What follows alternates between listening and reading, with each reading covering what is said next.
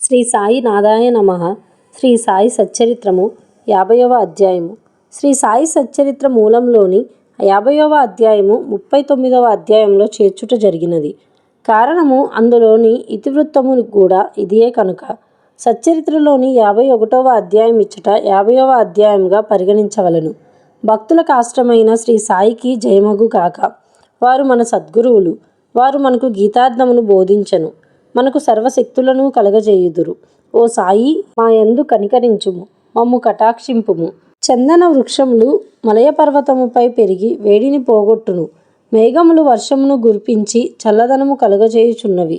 వసంత ఋతువునందు పుష్పములు వికసించి అవి దేవుని పూజ చేయుటకు వీలు కలగచేయుచున్నవి. అట్లనే సాయిబాబా కథలు మనకు ఊరటను సుఖశాంతులను కలగజేయుచున్నవి. సాయి కథలు చెప్పువారును వినువారును ధన్యులు పావనులు. చెప్పువారి నోరును వినువారి చెవులను పవిత్రములు.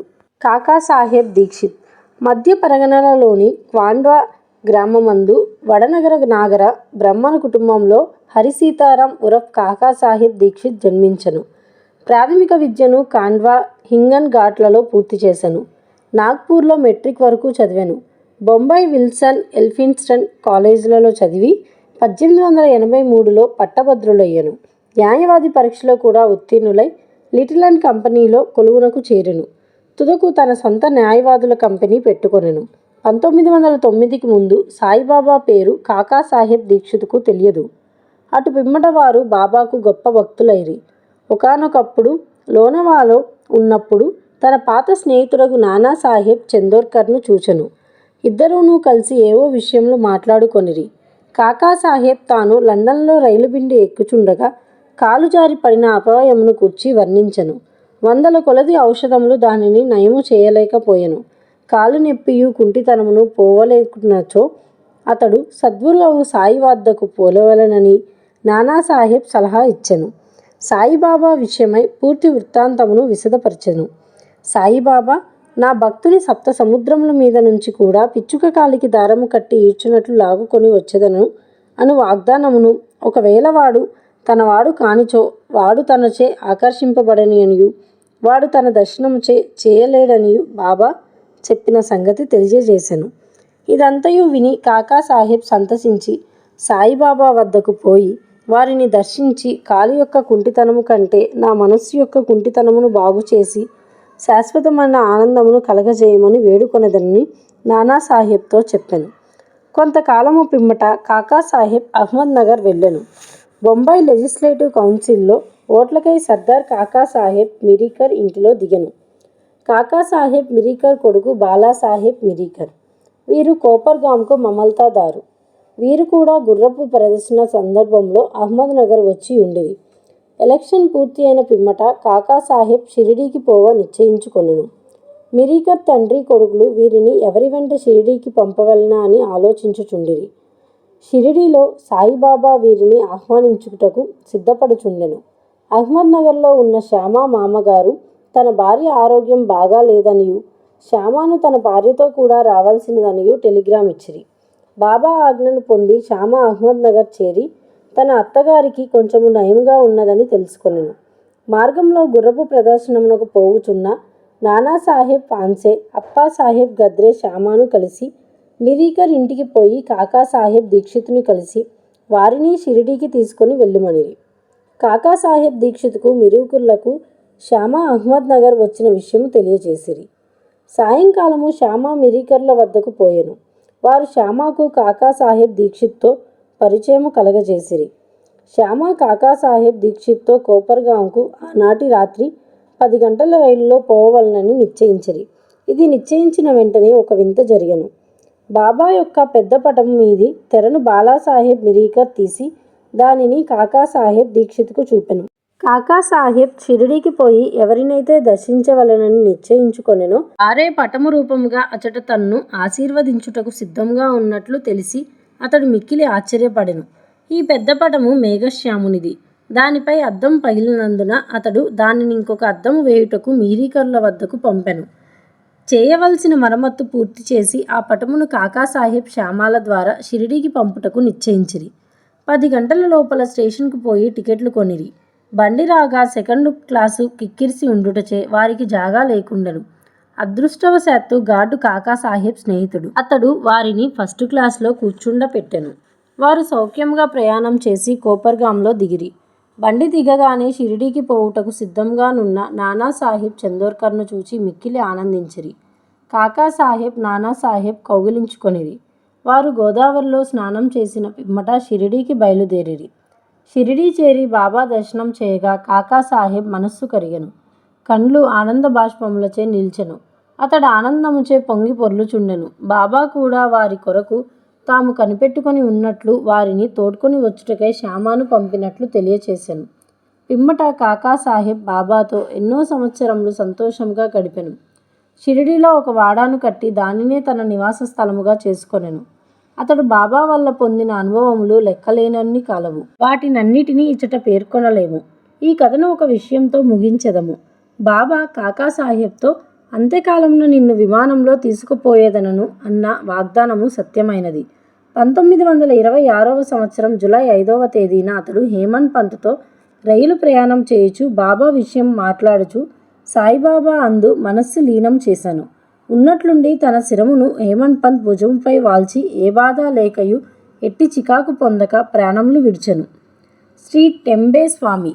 యోగులు ఒకరినొకరు అన్నదమ్ముల వలె ప్రేమించుకొనెదరు. ఒకానొకప్పుడు శ్రీ వాసుదేవానంద సరస్వతి స్వాముల వారు రాజమండ్రిలో మకాం చేసిరి.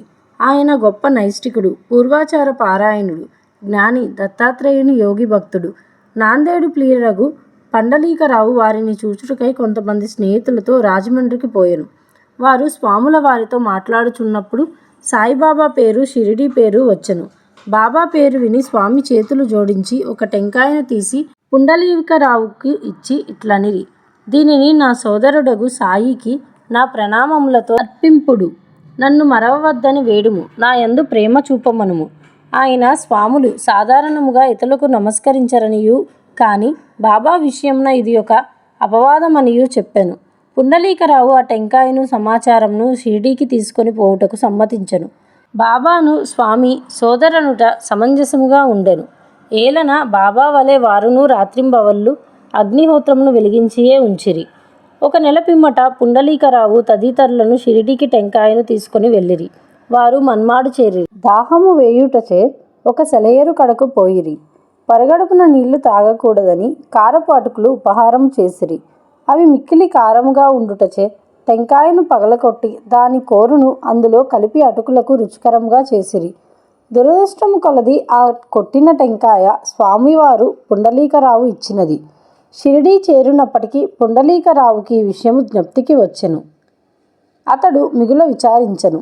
భయముచే వణుకుచూ సాయిబాబా వద్దకేగెను.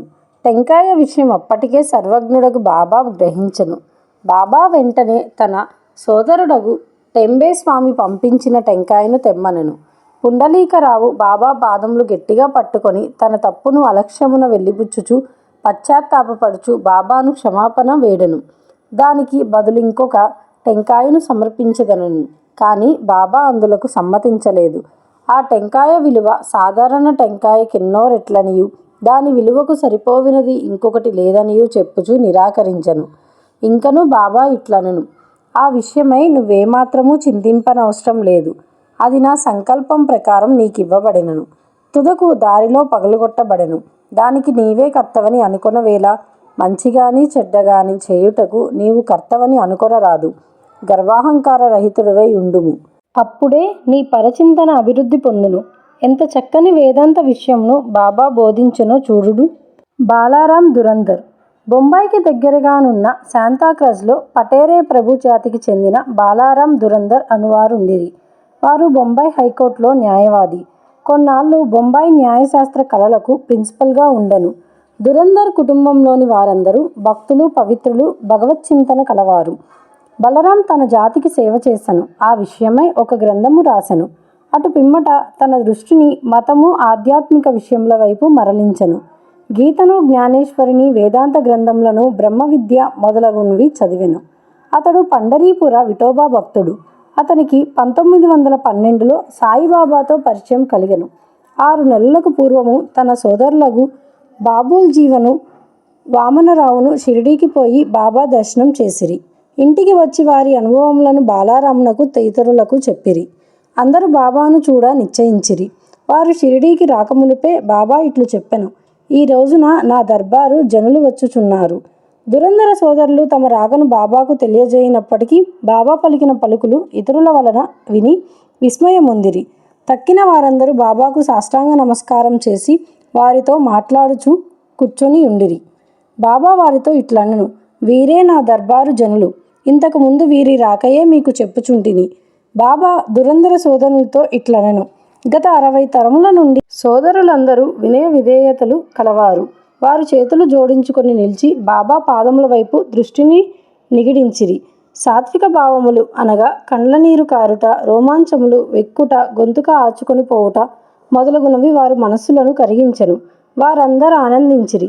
భోజనానంతరము కొంత విశ్రమించి తిరిగి మసీదుకు వచ్చిరి. బాలారాం బాబాకు దగ్గరగా కూర్చొని బాబా పాదములొత్తుచుండెను. బాబా చిలుము తాగుచూ దానిని బాలారామునకిచ్చి పీల్చమనెను. బాలారాం చీలుము పీల్చుటకు అలవాటు పడి ఉండలేదు. అయినప్పటికీ దానిని అందుకొని కష్టంతో పీల్చెను. దానిని తిరిగి నమస్కారములతో బాబాకు అందచేసెను. ఇదియే బాలారామునకు శుభ సమయము. అతడు 6 సంవత్సరముల నుండి ఉబ్బసము వ్యాధితో బాధపడుచుండెను. ఈ పొగ అతని వ్యాధిని పూర్తిగా నయము చేసెను. అది అతనిని తిరిగి బాధ పెట్టలేదు. 6 సంవత్సరముల పిమ్మట ఒకనాడు ఉబ్బసం మరలా వచ్చెను. అదే రోజు అదే సమయమందు బాబా మహాసమాధి చెందెను. వారు షిరిడీకి వచ్చినది గురువారము. ఆ రాత్రి బాబా చావడి ఉత్సవం చూసి భాగ్యము దురంధర సోదరులకు కలిగెను. చావడిలో హారతి సమయమందు బాలారాము బాబా ముఖమందు పాండురంగని తేజస్సును, ఆ మరుసటి ఉదయము కాకడ హారతి సమయమందు అదే కాంతిని పాండురంగ విఠలుని ప్రకాశమును బాబా ముఖమునందు కనెను. బాలారాం దురంధర్ మరాఠీ భాషలో తూకారాం జీవితమును రాసెను. అది ప్రకటింపక మునిపే అతడు చనిపోయెను. 1928లో అతని సోదరులు దానిని ప్రచురించిరి. అందు బాలారాము జీవితము ప్రప్రథమున రాయబడెను. అందు వారు షిరిడీకి వచ్చిన విషయం చెప్పబడి ఉన్నది. 50వ అధ్యాయము సంపూర్ణము. సద్గురు శ్రీ సాయినాథార్పణమస్తు.